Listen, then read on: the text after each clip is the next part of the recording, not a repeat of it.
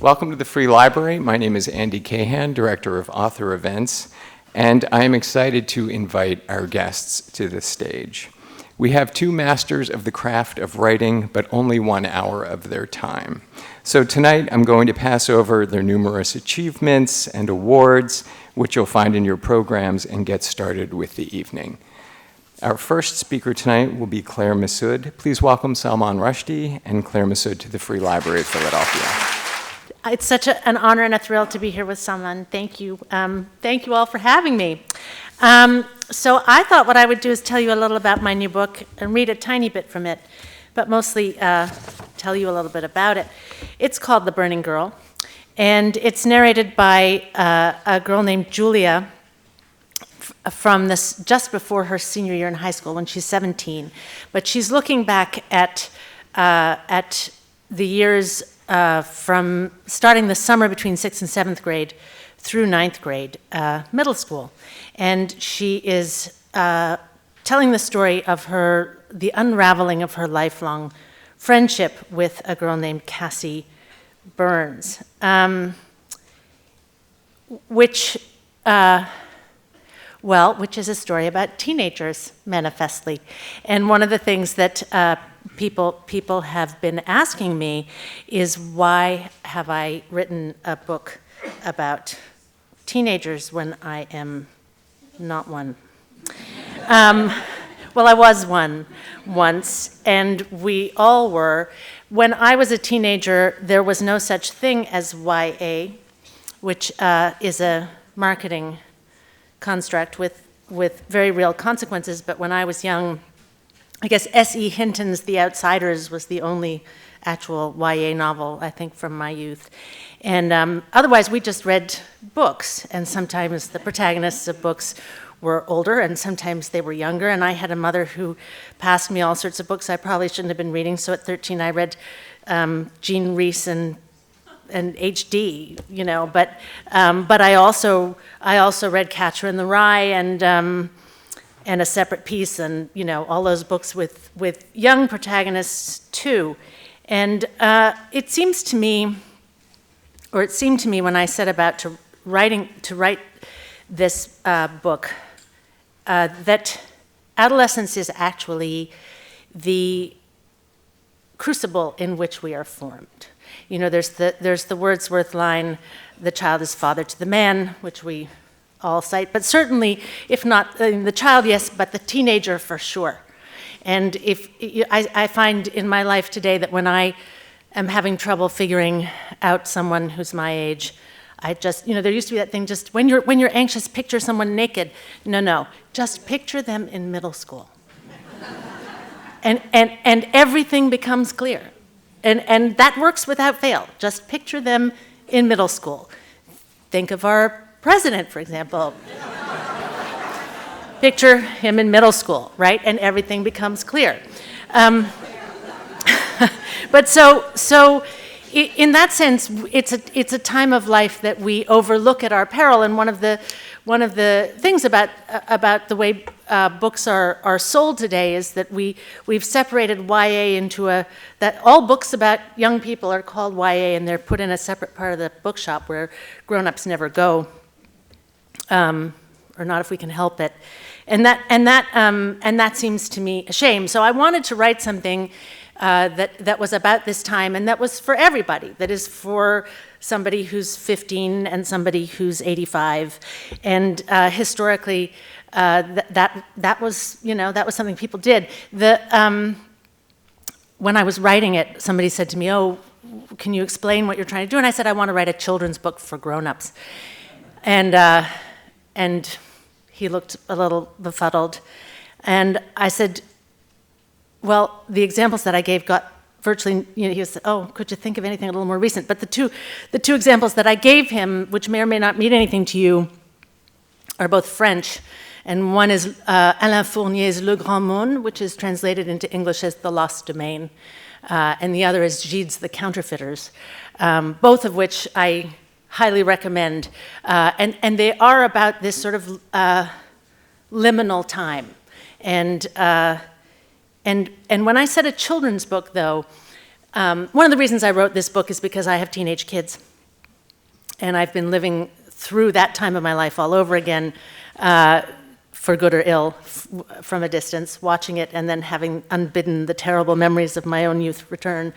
But before they were teenagers, they were children, and I had the joy that some of you will know of reading with them every night. I wished it would never end. I would do it till they were 80 if I could. But when you enter children's books, you enter them in a different way, and you don't ask, you don't analyze, you just experience. And if you think of it in terms of, say, Greek myth, the way we all experience Greek myth, which is you're told that Zeus fell in love with a maiden, Hera got jealous, she turned the maiden into a cow, and you don't say, hey, wait a minute, no, that doesn't happen. There aren't ways of turning people into cows. You just say, okay, turned into a cow, okay. And I think that way of living in the world, certainly as I was growing up, I rejected it more and more and came to believe that I was moving towards the light and a rational, clear, logical, enlightened way of being in the world. And then over the past 10 years of my life, it's as if all that has fallen away, and I'm actually a kid of 8, and I live in the world as if I were a kid of 8, and I believe that my dog tells me things.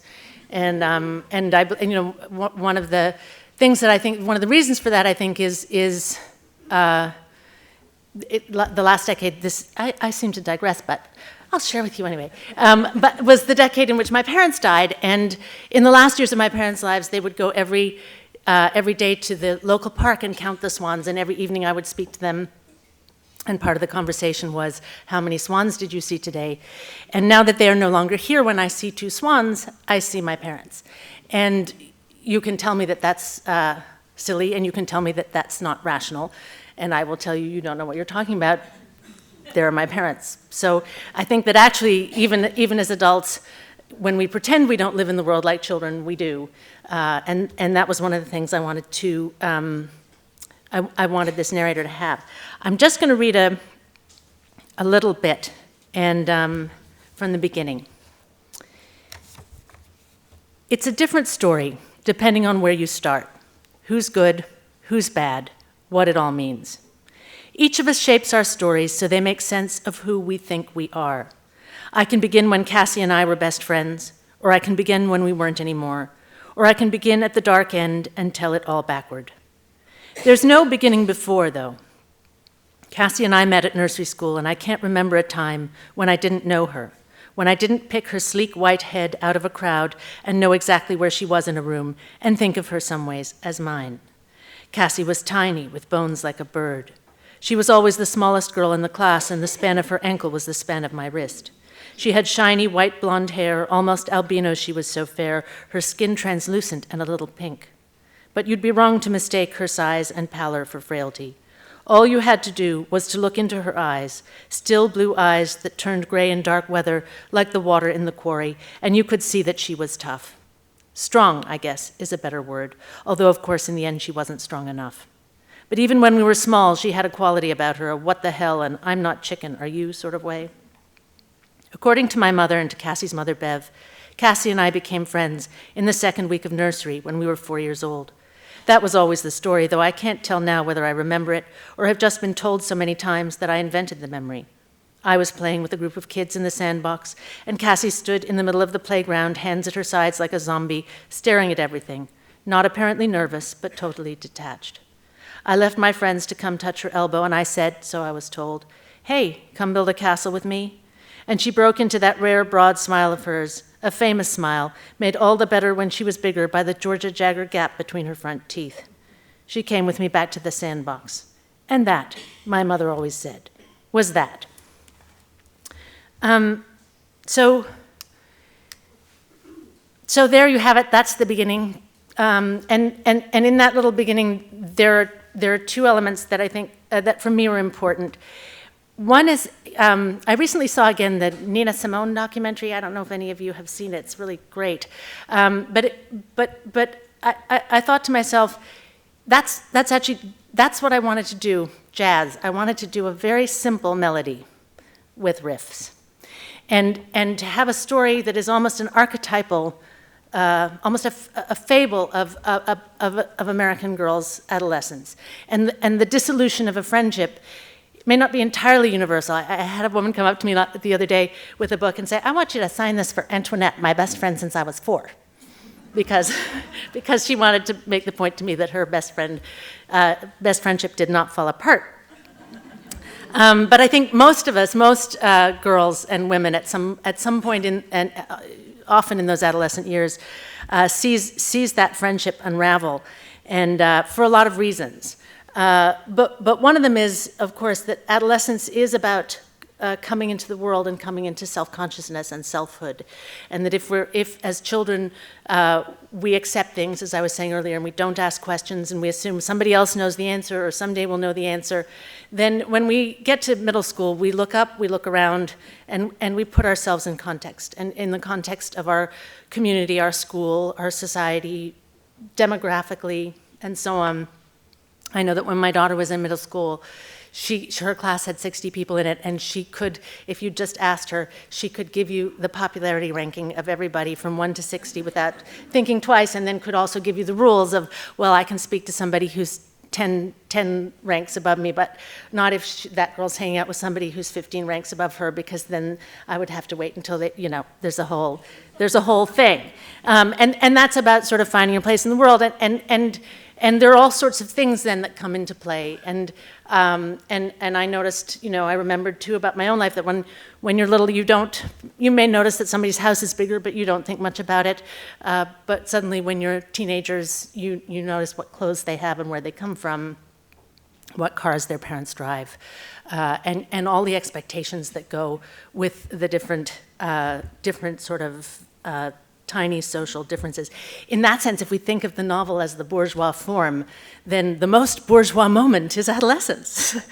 But the other thing, and in a way it's sort of the last thing that I want to say, but for me it's last but by no means least, in that little passage that I read, Julia isn't really sure whether she remembers the events she's describing or whether she's been told them so many times that she has just invented the memory.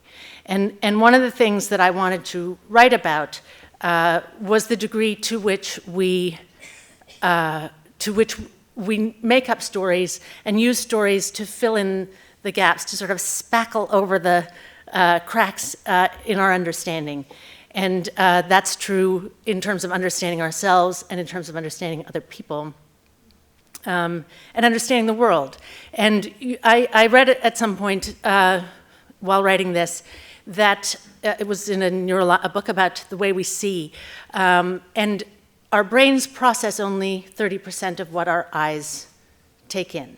And the rest our brain fills in from prior experience, which explains why a child in bed sees a monster in the corner and an adult sees a pile of laundry, because when you've seen the pile of laundry enough times, you know it's not a monster. But it also means, it's also something that we do in our lives routinely with other people. So if I say to you, well, she found out her husband's having an affair, and you'll say to me, I know how that story goes. Or you say, well, he's taken to drink. I know how that story goes, right? We have internalized already all the narratives that we have ever heard, from Hansel and Gretel and Snow White to, CNN this afternoon. We take in all the information and sort of macerate it and sublimate it, and then in some way spew it back out by assuming that we understand things that we don't really understand. And I wanted to write about that. I have a little line I wrote I was writing an essay. I came up with a little line I now like to throw out there. But we are as much the sum of our literarily lived lives as we are of our literally lived lives. And I think that's really true. And all of the books that we read and the films that we see, all the fiction we internalize, it goes as much to making our understanding of a story as our lived experience. So for me, this is as much a story about how we tell stories, how we make up stories, and the limits of what we can actually know. It's as much about that as it is about these two girls. And it's Julia telling the story of her friendship with Cassie, but then she's also actually telling Cassie's story, even though she wasn't there. And that's on purpose. Just so you know, that was on purpose. And I think probably I'll just finish by saying that as a fiction writer, I see my endeavor as articulating as truthfully as I can what seems to me my understanding or my experience of life, of the human passage through across this planet, and more I feel that instability and that uncertainty that demands of the reader that you also make choices about what you think happened and whose version you believe. That to write stories that are open in that way is increasingly important to me, or it's not that it's important to me, it's that I can't imagine doing it any other way. So there we are. Thank you so much, and over to Salman. Thank you. Well, I finished reading Claire's wonderful book about a week or so ago, and made me think of a couple of European novels as well. It made me think of Cocteau's Enfant Terrible. It made me think of Günter Grass's Cat and Mouse, in which two teenage boys are having a not dissimilar relationship, but at the moment of the coming of Nazism. And of course, that well-known YA novel, Huckleberry Finn. I was also thinking, when you told that story about the two swans, a lovely moment in Michael Ondaatje's memoir, Running in the Family, in which he talks about his grandfather dying, and after that, his grandmother would sit on the porch in their house by the edge of the forest in her rocking chair, as they always had, and a snake came out of the woods, large snake, came out of the woods and coiled itself up in the sunlight exactly where his grandfather's rocking chair used to be. And his grandmother refused to allow anybody to disturb the snake because that was her husband. And the snake never tried to harm anybody and would just every so often come and sit in the sun. You know, and anyway, it's a beautiful image. I just thought it was like your image of the swans. You know. One thing that I think listening to you talk, Claire, that these books sort of have in common is a very young narrative voice. That you know, this novel is, for me, one of the exciting things, but also obviously challenging things, was to have a first-person narrator who is much younger than myself, who's in his 20s, so not a teenager, but a very young man, just out of NYU film school, and trying to make his way as a filmmaker in New York. And so, you know, in many ways, radically different to myself in that, first of all, he's a white boy. Secondly, he's a born and bred New Yorker. And thirdly, he's a kid, you know, and I wanted to have that very different angle of entry into the story and to have that very different perspective on the story I was going to tell. And then he, as characters sometimes do, misbehaved, because I had always thought of him as being, he was the narrator, but he was going to be this peripheral figure watching the story unfold, which is the story of this crazy family of Indian immigrants who changed their names and disguised their pasts, and the old patriarch gives himself, not immodestly, the name of Nero Golden. I think a man who chooses that as his pseudonym is already telling you a lot about himself. And I thought the book is about them. The book is about this patriarch and his three adult sons, and who are all differently messed up, and what happened to their mother, and etc. And that he would be this seeing eye on the edge of the book who becomes inquisitive about them because he thinks they might give him a story that he could make a movie about. And so he sort of infiltrates himself into their lives. But he didn't want to remain marginal like that. And so there was a moment in the book when I understood that that he was just telling me what to do. And there's a crucial moment, which I won't spoil for you, when he crosses that boundary between the observer and the participant. And he becomes very, very embroiled in the saga of their lives. And especially because since the way he writes about them is to be aware of the fact that they have a kind of shady past, and there's obviously been some morally suspect acts in that shady past, and then he commits himself a morally suspect act, so he has to face that problem in himself as well as in them. And I suddenly realized that, completely unexpectedly, that I was writing what's called a Bildungsroman, a novel about the getting of wisdom, a novel about a young man growing up and learning how to be a man. And through his mistakes, through his involvement with this family, through the missteps that he makes in that involvement, learning how to grow up, learning how to become a better person and a more adult person. So it became his book. He's called René. And he was, for me, one of the great surprises and discoveries of the book. The book itself took shape in two very different bits of my head, which sort of went click at a certain point. One was a story that I'd been carrying around for maybe 8 years or so, which was the actual story of Nero Golden and his shady past. And that's because really the starting point of it, even though the novel is almost entirely set in New York City, the starting point for it was on the other side of the world in my old hometown of Bombay, now called Mumbai.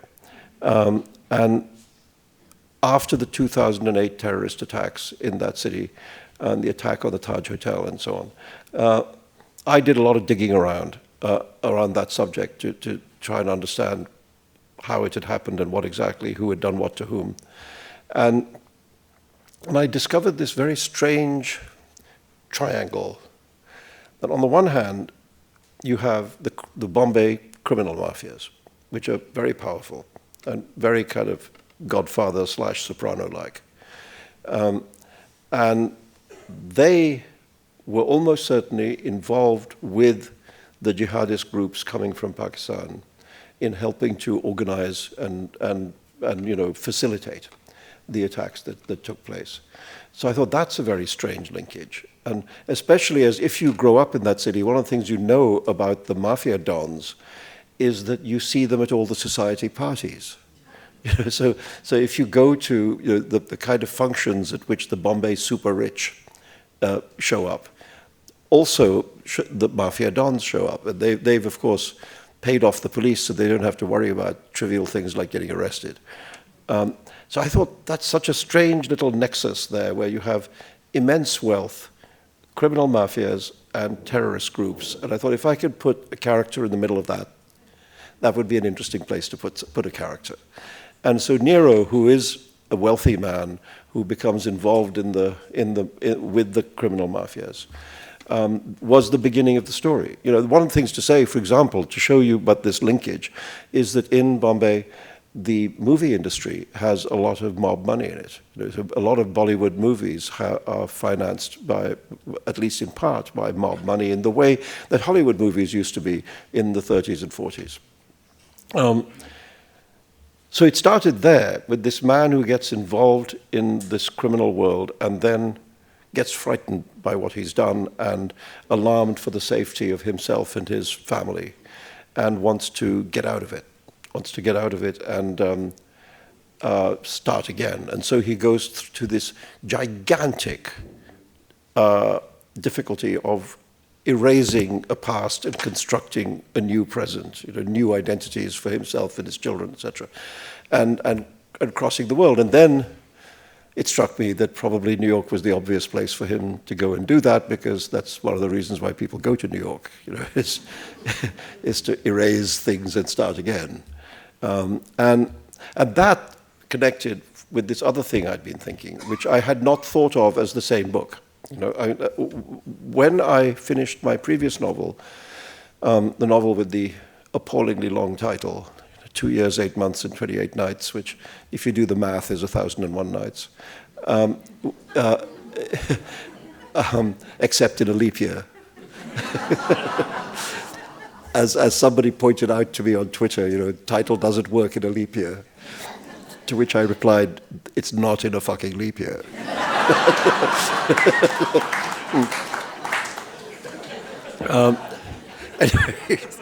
Anyway, the point is that book is also a New York novel, but it's a kind of fairy tale of New York. It's a New York invaded by supernatural forces, by genies and flying urns, actually genies riding on flying urns. And it's a highly fabulous novel. And when I finished it, I almost immediately thought, you've taken this kind of writing as far as it can go. You've pushed this as far as you can push it, and just leave it there. Don't do that again. And I immediately conceived the desire to write a kind of opposite novel of New York, which was a kind of social novel, a kind of wide, panoramic frame social novel of New York in particular, but America in general in just approximately the last 10 years. And so I started preparing for that novel by reading the kinds of books with which I've never associated, reading Balzac's Eugénie Grandet and Stendhal's Le Rouge et le Noir, Scarlet and Black, and Henry James's Washington Square, and Edith Wharton's Age of Innocence, and amongst more recent novels, James Baldwin's Another Country, which is also set in Greenwich Village, which is where the action of this book takes place, in very much the same streets. And just sort of thinking myself into writing in that way. And then I suddenly thought that when I suddenly understood that Nero and his family were going to come to New York, they sort of went click, and I thought, oh, it's the same book. And that was very satisfying somehow. And what it made me think of, and the writer it actually made me think of, who I then had to go and look at. I did have a look at Karamazov because my book has brothers too. And I thought, well, I better check out his brothers. but they actually weren't very useful because, I revere Dostoevsky and Karamazov, but what he's after is so different than what I was trying to be after that it wasn't really helpful. But what was helpful was Dickens. And because one of the things I've always loved about Charles Dickens is this thing he does where the background of his book, the setting, the milieu of his books is obsessively realistic. Just down to the most tiny detail, the length of the shoelaces in somebody's shoes. And there's a story about Dickens that there's, in one of his novels, two characters are walking down the Strand in London having a conversation, and that Dickens went and walked down that length of the Strand in London speaking the dialogue of both sides in order to establish that it would take that long to say that amount of words. So on the one hand, there's that kind of obsession with naturalistic detail. And then against that world, he projects these characters, these wonderful characters who are kind of larger than life, who are theatrical, who are operatic. And the reason we buy them, the reason we love them and buy into them is because they are so deeply rooted in the real. And I thought, that since my characters, somebody who calls himself Nero Golden has a kind of slightly grandiloquent idea of himself, so a larger than life sense of himself, and his sons are much the same. And so I thought, here are these almost operatic characters, and the way to make them work is to embed them in this extremely realist world. And so then I went to great trouble trying to do that, and worked on trying to incorporate a lot of things that were happening more or less at the moment that the book was being written. And that's, of course, scary. Because, if you do it wrong, then the book is almost immediately worthless, like yesterday's newspapers. But if you do it right, then you hopefully capture that moment, for now. And you give contemporary readers the pleasure of recognition, which is to say, yes, I see, that's how it is. And hopefully, if there are future readers, that they, reading the book, would be able to recapture the sense of this moment and how it was. So that's the aim, but it's dangerous. It made me think, there's a line in one of Hemingway's bullfighting texts, I can't remember which, where he says something like, the great bullfighter works closest to the bull. And so what he's saying is, if the bull is out here, you're relatively safe. But if the bull is like brushing your thigh as it goes past you, then that's dangerous because you could get badly hurt. And this question of writing right up against the day before yesterday struck me as being something analogous to that idea of working close to the bull. And so I thought, okay, it's dangerous, but that's why to do it. And so, yeah, then, of course, what happened is, the election campaign started, and it became clear to me that it would be stupid to pretend that it wasn't happening.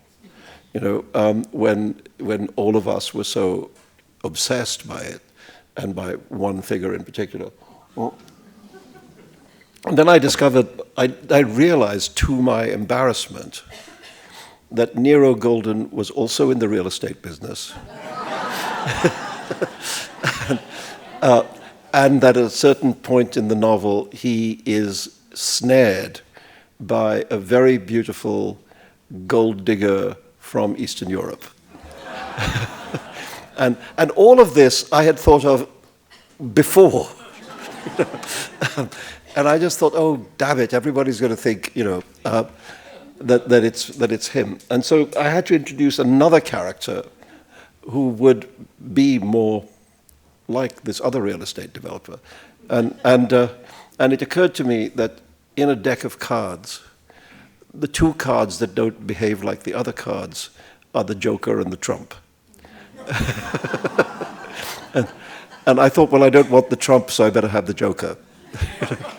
So there's a character called the Joker who has very, very, very white skin and likes that, and strangely colored hair. In the case of the Joker, it's green, of course, and therefore completely different than anybody else you may be thinking of. Anyway, that character runs for president, and it's really the only bit of the novel that is not, so to speak, realistic, because it introduces this cartoon character, or you may think that that's the most realistic part. There's one moment in the book where one of the characters says that he has the feeling that DC, comics, is taking over DC, and I just did have that idea that here we are. This book says here we are, real people in a real place and time, facing the real problems of our lives. But when you ascend to the level of power, suddenly it's grotesques and cartoons. And so it's our fate at the moment as real people in a real America to be ruled by cartoons. That's, if you like, the political thing of the book. But it's been slightly made too much of, I think, because everybody is so obsessed with Trump that all conversations lead to Trump. You can be talking about anything. You can be talking about the Yankees' chances of making the playoffs, and 5 minutes later you'll be talking about Trump, and you can be talking about New York Fashion Week, and you'll be talking about anyway. So as a result, there's been slightly too much emphasis on this character in the conversation about the book, because I see him as a kind of cackling cartoon villain at the edges of the story, sort of capering around the edges of the story. And if only that were true. Anyway, how are we doing? I think maybe I'm just going to read you one very little bit about the Russian girl who snares. So here he comes, Nero Golden. He comes to America, and he goes to Florida for,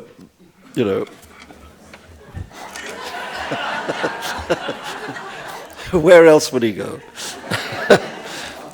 And he meets this beautiful Russian girl on New Year's Eve, and they dance, and that works. And then they begin to have this affair, and then on the third date, right, on the third night, she discusses business. This is not a shock to him. This makes things easier. Business is his comfort zone. She produces a printed card, the size of a postcard, with boxes to tick. Let's go through the details, she says. Obviously, I should not stay in the house on MacDougall. That is your family home for yourself and your sons, and I am not your wife, so I am not your family.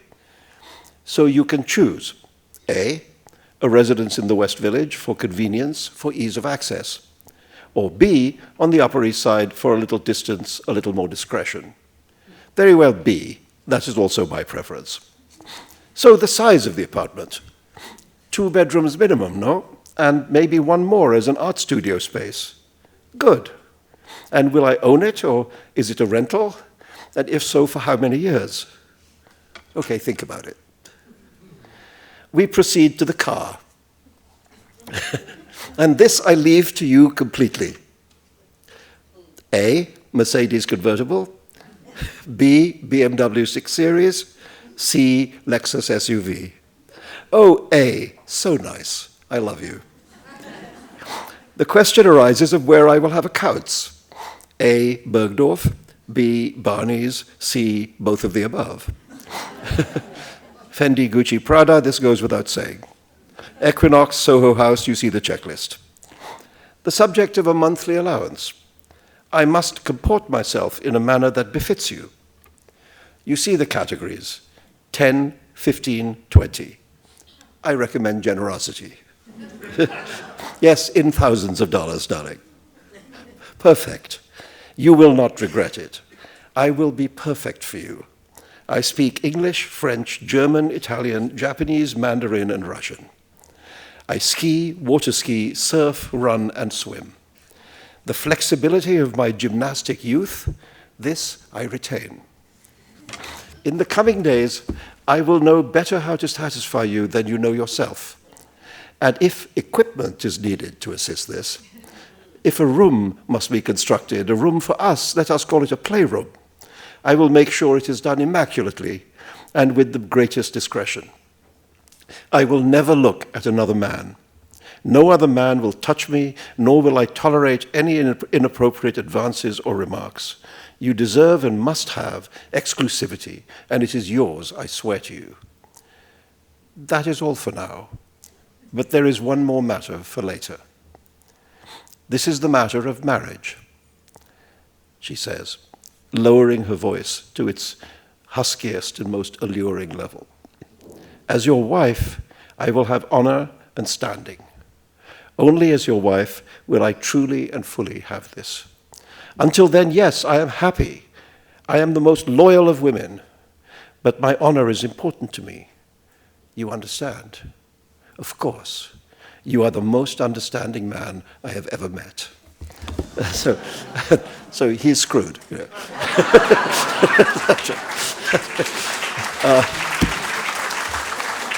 Anyway, I'll stop there. I mean, so it's a.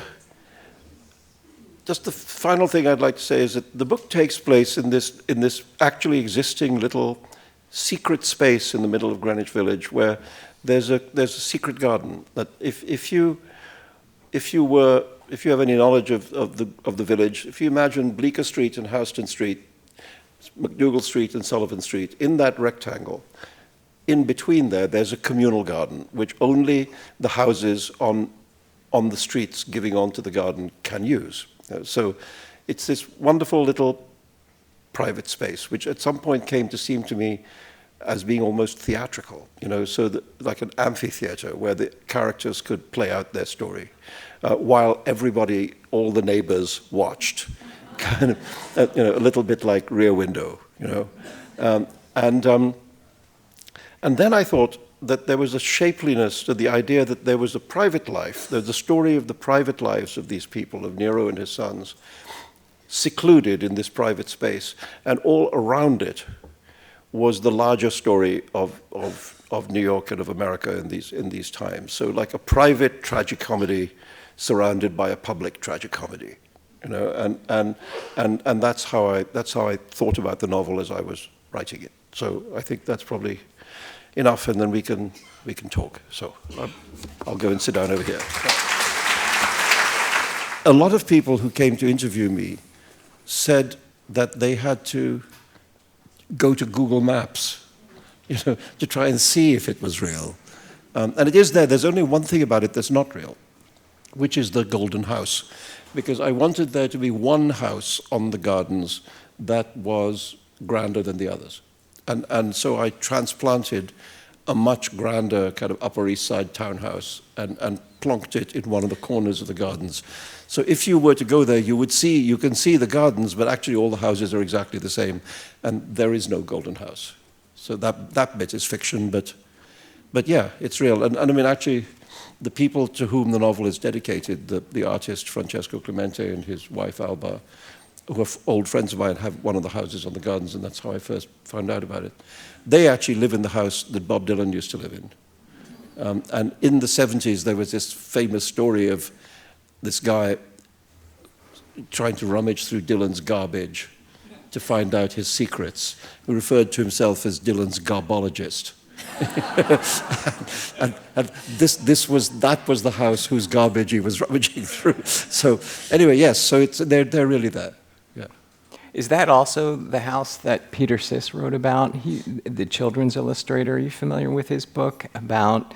It's sort of a series of homes around a central garden in New York, and yeah, I can't remember what it's called. I only know about two two places like that. One is the proper name of this place is the McDougall Sullivan Historic Gardens District, and there's another similar private communal garden further north on the Upper East Side called Turtle Bay, and Turtle Bay is where people like Stephen Sondheim, Katharine Hepburn, Kurt Vonnegut, such all.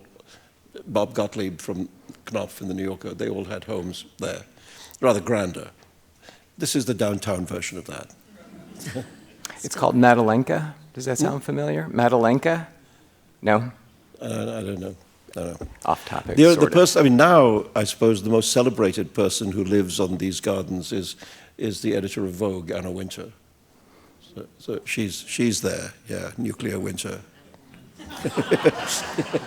Hi, you mentioned in your new novel comparisons to Dostoevsky crossed your mind, as well as a sense of place of Dickens. I was wondering if the Egyptian novelist Naguib Mahfouz's Cairo trilogy might have crossed your radar as well, because it sounded like... Sorry, say the name again? Naguib Mahfouz. Oh, Najib Mahfouz. Yeah, I'm sorry. Yeah. Yeah, it sounds like a very love similar Mahfouz. kind of family situation, sense of place. Are you thinking of which book, Children of Jebelawi? Which book? The Cairo trilogy. Yes, well, the Palace Cairo trilogy. Walk Yeah, I mean, well, mostly. I wasn't specifically thinking about him, but I might as well have been, because he is a great novelist of place in that way. Yeah. Salman, I was introduced to your books first by Chris of Asians, and I read in the Los Angeles Review of Books that the character Pecha in The Golden House was based on Hitch. I was wondering how he inspired that character.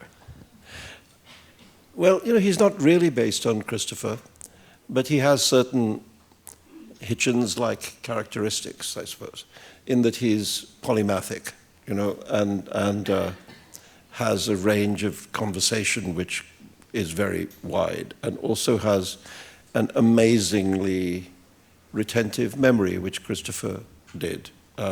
We were both friends of Christopher's, so, and you know, Christopher was. The sense in which he was like Pecha is that you could say to Christopher Byron, and he'd recite for 20 minutes, you know, and then you could say Shelley, and he'd do another 20 minutes, you know, and that. But you know, the fact is, the character in the novel is very unlike Christopher in that he has high functioning autism, kind of bordering on Asperger's, and that creates a condition, which it sometimes does, of agoraphobia. So the actual character is very unlike, and his development in the story is quite unlike anything to do with Christopher. But he's kind of brilliant like Christopher, so I might have stolen a bit of Christopher's brilliance to lend to him. Yeah. Claire, has he inspired your writing anyway? I know you knew him as well. I don't know. I do hear his voice in my head years ago saying, would it kill you to write something people actually wanted to read? Yes, he was always subtle, Christopher. I remember hearing a wonderful anecdote on an interview with you a long time ago about how you were in a restaurant in New York. The man serving you was Egyptian, and he said how your book, he read that book. And if he says that book, it's pretty obvious which one he's speaking about. Yeah.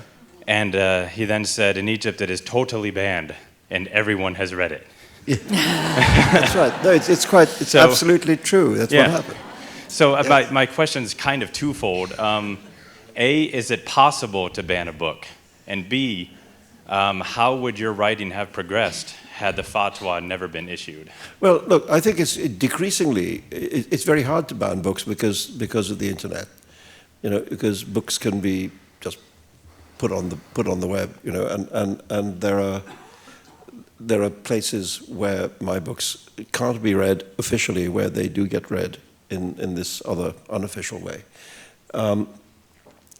As to how it affected my writing, I mean, it's very hard for me to say, because my sense is not very much. I mean, I think that if you had never heard anything about the story of my life, if you knew nothing about me except the books on the shelf, and you were to just read those books in chronological order, I don't think it would occur to you that something terrible happened to the author in 1989. I think the books are kind of on their own journey, and I wanted that to happen. I mean, that was almost a willed thing. I wanted not to be deflected, But on the other hand, I mean, Claire, I mean, everything that happens to a writer in some way changes the direction, and you would be a stupid writer who didn't absorb important things that happened in your life and see what to do with them. It doesn't have to be death threats, but like on the whole, those are good to avoid.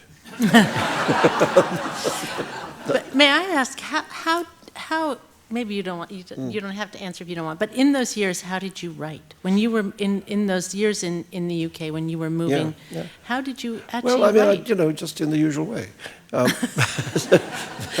But no, I mean, the truth is also the stuff about my moving around was grotesquely exaggerated. Okay. I mean, that was probably true in the first 6 months or so, but for a lot of the time I was in one place. And in fact, writing was, very, very helpful. And I've often thought that I was lucky that the kind of writer I was a novelist, because that's something you can do in a room. I thought if I had been, let's say, a playwright, it would have been very difficult to get any plays put on, because people would have been scared. And if I'd been a screenplay writer, I doubt that I'd have got many invitations to write screenplays. And so as it happened, I had the kind of work that I could continue to do. And of course it was helpful to me. I mean, it wasn't easy, but then it's not easy. Writing. I mean, it's never easy. And you can think of all kinds of excuses, and I could have used that as an excuse. But I also thought so many writers in the history of literature have had it tough. I mean, Dostoevsky faced a firing squad, and hadn't written anything at that point. So it hadn't written any of the things we think of as Dostoevsky. And Jean Genet spent a lot of his life in jail, and so on. So I think I'm not the first writer to have had a hard time. And I think, do your work. That's what I thought. So I tried. One of the questions that often crops up when writers come here is what has been the familial response to a book that they've written, i.e., you're including characters who are based on your children. And Claire, specifically, I wonder with this book, your daughter had an opportunity to read it, and how did she play into that, given that she was perhaps sort of close to the age, or not exactly to the protagonist. The story is not her story. And she's very nice. Yeah. So I asked her to read the manuscript. I'd never asked my kids to read any. I had never. I mean, she's 16 and our son is 13, and they've never read any fiction by me, nor would I have asked them to, except this time I did. And she was very helpful. She read it in manuscript, and she pointed out places. She said, no, people would not say that to one another now. No. Huh.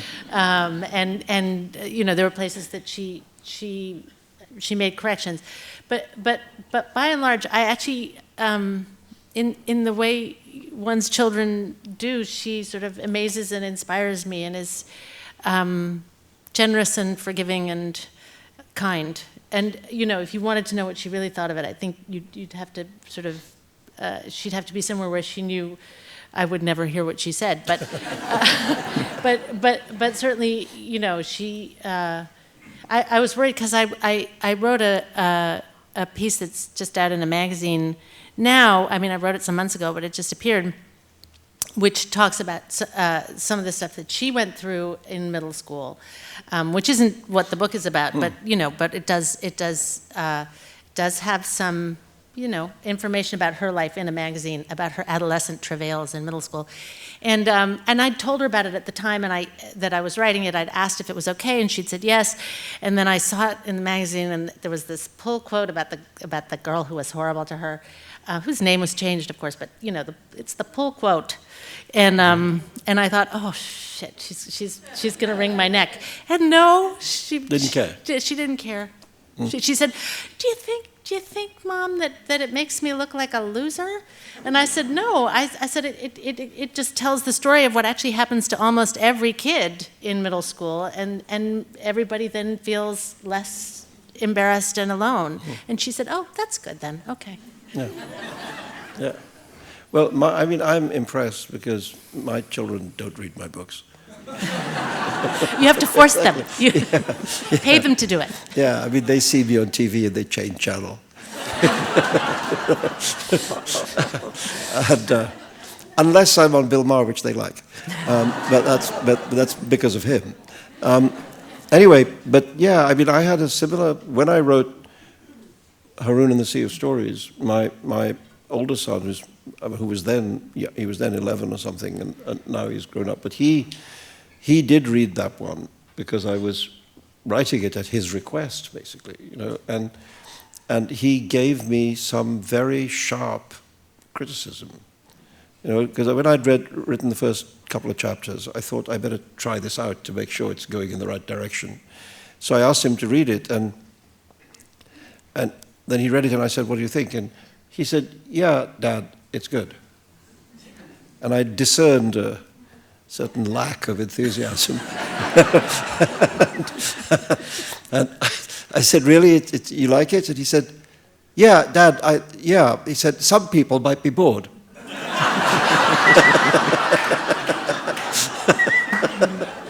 And, not me, of course. I do. And I said, "Why would that be?" I said, horrified. And he used this wonderful phrase. He said, "It doesn't have enough jump." I thought, I understood exactly what he meant, and I thought, I could do jump. And I took ground to give me that back.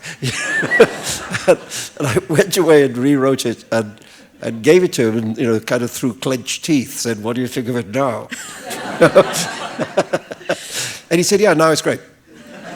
And it was really fantastic because it was very precise, what he said, and helpful, actually. So, but I think that may be the only book of mine that he's finished.